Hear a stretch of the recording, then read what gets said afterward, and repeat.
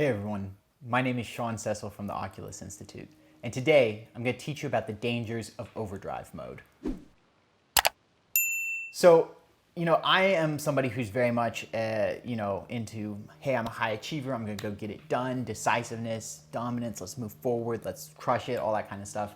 And one lesson I've had to learn over the course of my life is that being in this kind of overdrive mode and just pushing through and putting in an extreme amount of effort to do whatever it takes does have a series of costs. I'm not saying that it's not sometimes the best option. There are times that it is, but there are some dangers to it. And this is something, I have a friend named Phoebe Morochek, and this is something that she has spoken a lot about to her audience. And it's something that I wasn't listening to her podcast at the time that she was really talking about this, but I was actually I didn't know her at the time. I was actually going through the exact problem of pushing myself way too hard, and then later had to deal with the cost of that.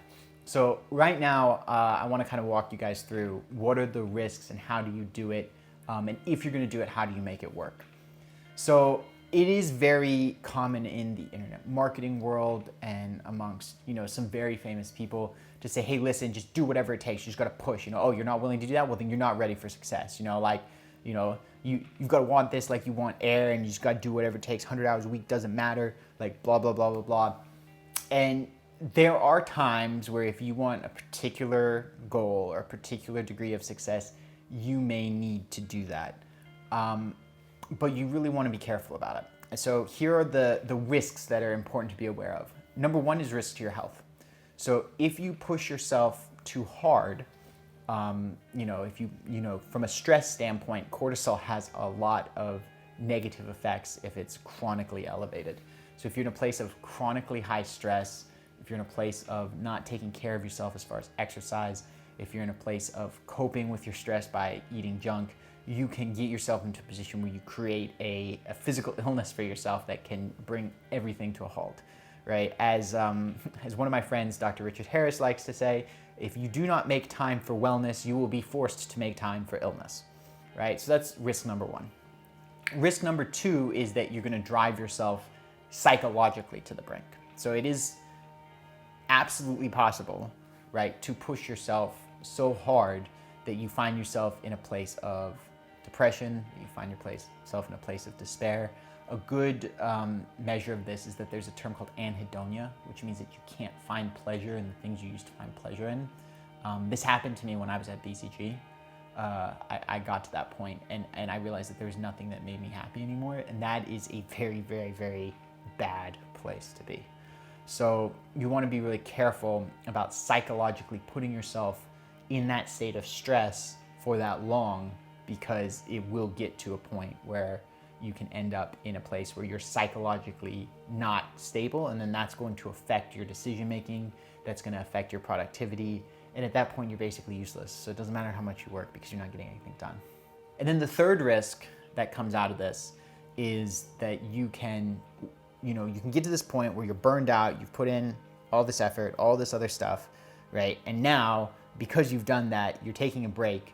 And then when you try to come back, it can be really difficult. And the reason is that if you've pushed yourself to that state, you've now created associations in your mind where working on the thing that you were working on is associated with pain and burnout, and you're gonna have a lot of resistance about going back into that, right? It's like if you touch a hot stove, you're gonna have a lot of resistance about touching that hot stove again.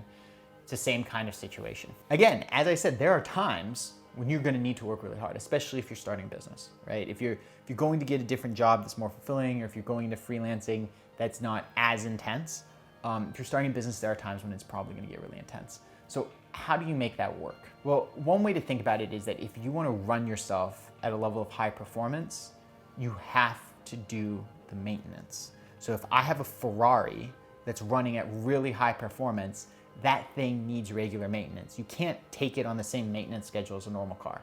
It will fall apart, right? When you're driving at that speed, when you're hitting those turns, all those other kinds of things, right?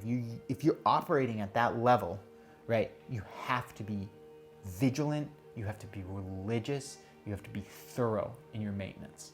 And so if you're going to be pushing yourself, then it's really important to do a couple of things. One is you need to make sure that you resolve internal conflicts. So if you have emotional attachments, if you have internal conflicts, that's going to drive the vast majority of the stress. It's actually not the time that normally gets people.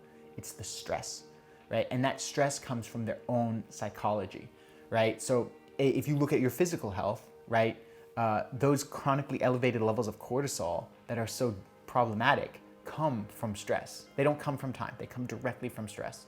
If you look at the mental burnout, again, that comes directly from stress.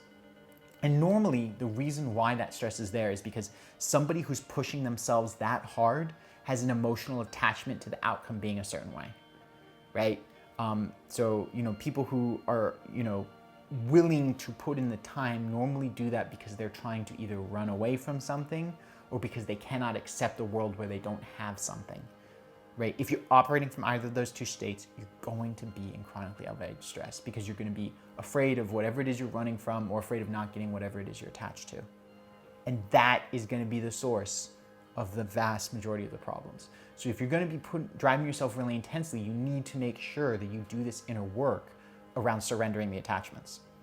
The other thing is you absolutely need to budget time to get proper self-care, right? And some people will misuse the word self-care, but whatever it is for you, and you can look at different neuromodulators, things like, for some people it's dopamine, right? Where, checking stuff off the list does it for them, right? Those are the people who are most likely to push themselves really hard because they really get that pleasure of checking stuff off the list. Another one is serotonin. So that's social pride. So this is something where, again, if you look at the internet marketing space, you'll see a lot of people bragging on, on Facebook or whatever, which, is fine. It's just there are other ways to get serotonin with, people who are close to you instead of, or people who you actually know in real life instead of thousands of likes on people you don't know, right? Oxytocin, right, which comes from laughing, which comes from close human connection. Maybe get a dog. Dogs convert food and water into love, as one of my friends would say.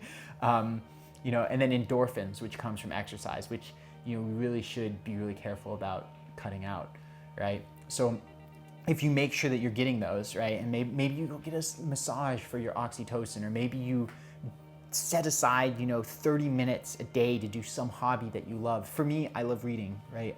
That's why I went into a business that's based around my knowledge, because I love reading.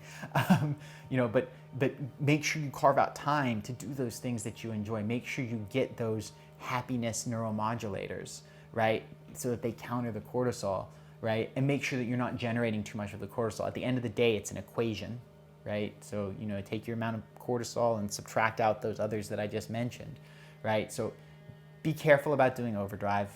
Don't do it if you don't have to. Make sure that it's needed. So like if there's a way to work smarter rather than harder, do that. If you're gonna do it, make sure that you do the maintenance. Before you go, I've got a free gift for you.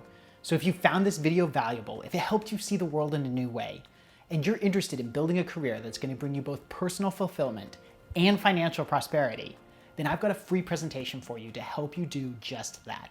So if you go to the link below, it's www.oculusinstitute.com/workshop. That's www.oculusinstitute.com/workshop. Then it'll take you to a registration for a free presentation. It's about 50 minutes long, that's 50, and it's gonna give you the step-by-step process to building your dream career. See you there.